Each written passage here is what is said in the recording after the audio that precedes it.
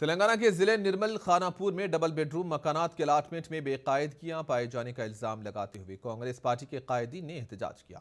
Congress party कायदीन ने मुस्तहक अफराद को मकानात देने का मुतालबा किया। पुलिस ने एहतजाजी कांग्रेस पार्टी के कायदीन को गिरफ्तार करते हुए पुलिस स्टेशन मुंतकिल कर दिया। जबकि रुकन असेंबली रेखा नायक ने कहा कि डबल बेडरूम मकानात के अलाटमेंट के सर्वे में पाई जाने वाली खामियों को दूर करते हुए मुस्तहक खानदानों को मकानात देने ओहदेदारों को हिदायत दी। इन्होंने आवाम से कहा कि वो दूसरों के बहकावे में ना आए। तेलंगाना हुकूमत मुस्तहक बेघर खानदानों को मकानात फराहम करेगी।